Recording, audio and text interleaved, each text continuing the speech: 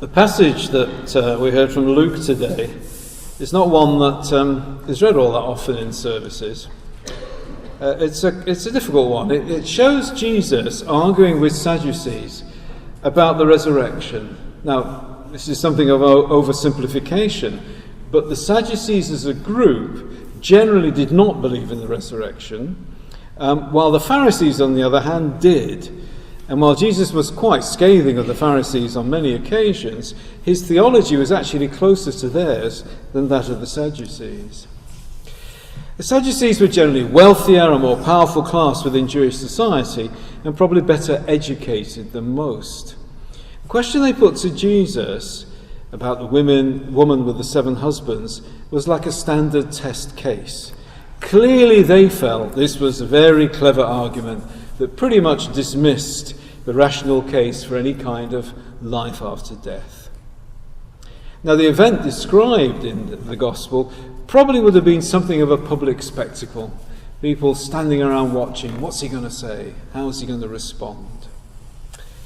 And the response Jesus gives actually raises more questions than it answers. He does make a clear statement that there is indeed a resurrection. But he also makes it clear that it is in no sense a rerun of our present life. When I was a boy, I went to St. Bede's College in Manchester, a Roman Catholic school, which in those days was known as the Great Priest Factory of the North. I was going to be a Roman Catholic priest, but I was saved from that fate. So there we go. There was a maths teacher we all liked and admired, and for some reason that escapes me, we used to call him Woof. One day, he did something a little harder than he usually does, and one of the boys said, "Is it important that we understand this?" And his reply was a bit of a surprise. "Important," he said. "There's only one thing in life that's important, and that's getting to heaven." Now, that comment, while somewhat left field in the context, was typical of the underlying ethos of the school. We were all on a journey to heaven, and all that mattered was reaching that destination. It resulted in something of an obsession with sin, and in particular with what constituted mortal sin and venial sin. This was Catholic theology about the kind of levels of sin. You see, a mortal sin, if unforgiven at the time of death, was a one-way ticket to hell. While venial sins, if there weren't too many of them, could be kind of cleansed in purgatory. Now I think back on it, that kind of thinking was actually quite Pharisaic. So, what if you arranged to murder someone just as they were about to kill someone else? That wouldn't be a mortal sin, would it? Because you were actually taking a life to save someone else's. You know, we really did have conversations like that.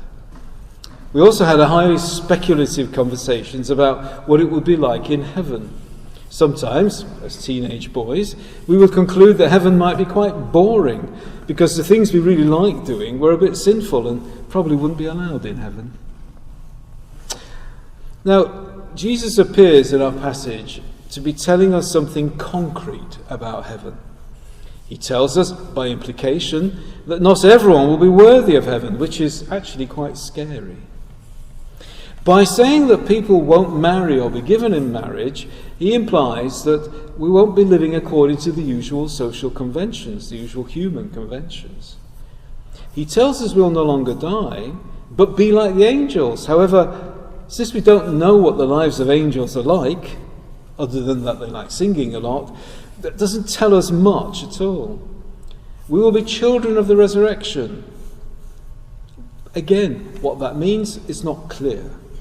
In the end, all that Jesus is saying is that whatever form the resurrection takes, it will not be anything like our current earthly life. That's the key point he makes. But you see, at the end of the passage, Jesus switches the conversation away from what happens after death to remind us that God is not the God of the dead, but of the living. It's an invitation to focus on life and not what happens after it. Christian Aid have a number of slogans that they have used at various occasions, and my very, very favourite one is, "We believe in life before death." Not life after death, but we believe in life before death. It's a clever slogan, And it focuses on the importance of this current life and seeks to dispel the myth of Christianity as pie in the sky when you die. Now, in the book of Deuteronomy, God speaks to the people of Israel, and he says these words. He says, "This day I have set before you life and death, blessings and curses. Now choose life, so that you and your children may live, and that you may love the Lord your God, listen to his voice, and hold fast to him. For the Lord is your life." Now that phrase, choose life, has a particular resonance in popular culture today.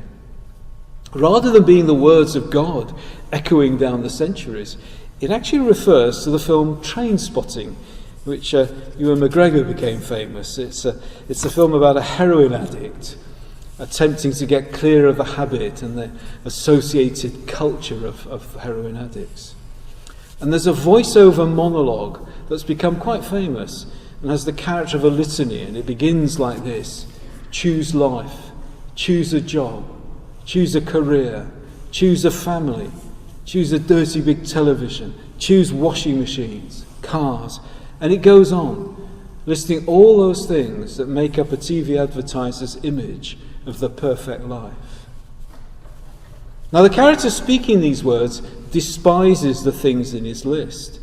And I think one of the reasons this monologue has such traction in popular culture is that so many people recognise the emptiness of a life built on things, on conformity, on fashion, on self-indulgence. So, what is life? See, being alive is a puzzle. It's a problem we find ourselves constantly trying to solve.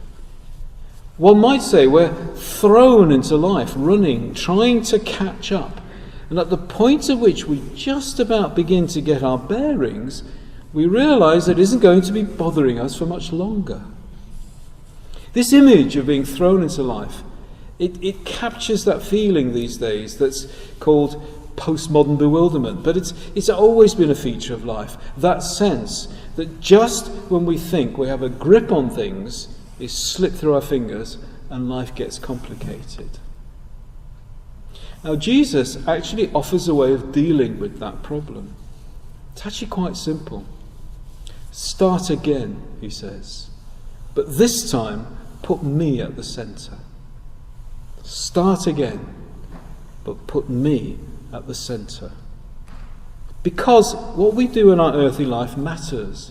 It isn't some kind of testing ground to determine our fitness for heaven. Jesus invites us to take part in his great project of the kingdom of heaven. And that's a project on earth, here and now. He invites us to take risks, to do things that are rich in meaning and increase justice and peace. In this, because actually these are things that he cares about. He asks us to matter, not to merely be inoffensive, not simply to live quietly among our neighbours, developing a reputation for, oh yes, he, she, they're harmless, they're safe. That's not what he asks us to do.